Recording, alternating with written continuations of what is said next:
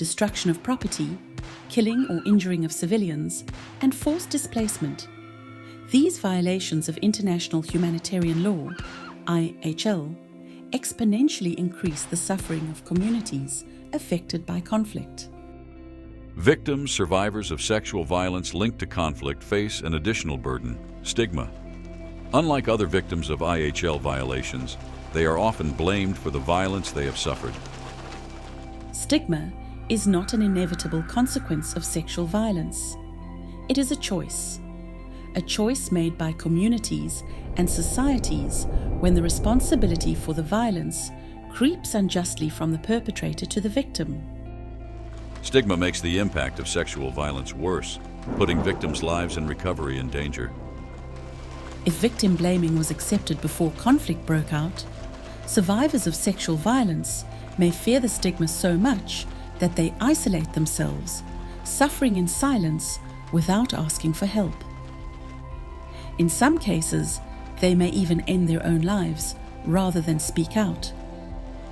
The harm they fear from their own community can outweigh that of the consequences of sexual violence, deterring them from seeking medical help within the life-saving 72-hour window. Victims of sexual violence can be labeled as damaged goods. This stigma can lead to further risk of sexual and gender-based violence, including forced marriage or sexual exploitation. A lack of community support can push them towards negative coping mechanisms. These are ways to deal with the trauma and meet basic needs that end up causing more harm, such as exchanging sex for food or substance abuse. The harm of stigma often extends beyond victims to their families. Spouses, siblings, and other family members might also face discrimination from the community and not be able to access certain places, events, services, or resources. Opportunities to earn a living may be limited, and family bonds can be damaged, especially when children are born as a result of the assault. The entire family suffers from the pervasive impact of stigma. The stigma associated with sexual violence not only prevents victims from recovering, but also hampers community healing. It perpetuates pain and harm across generations, continuing the cycle of violence.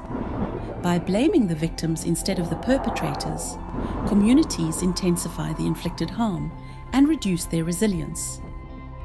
All of us have a role to play in combating victim-blaming attitudes and practices. But how? We can educate ourselves and others about the harmful impact of stigma and consciously choose to support victims and their agency by standing up against any form of discrimination. We can support their families so they can in turn support victims on their unique recovery path. Community leaders and influencers can use their platforms to advocate for access to services and to challenge harmful stereotypes and myths about sexual violence that hamper victims' and communities' resilience. Humanitarian organizations, authorities, and service providers must work together with communities to tackle stigma, so it does not discourage victims from seeking help. All victims of conflict-related violence must be protected from further harm by those around them. By choosing supportive practices over stigmatizing ones, we all help victims and their communities recover and thrive. Together we can create a future where support and understanding replace judgment and blame.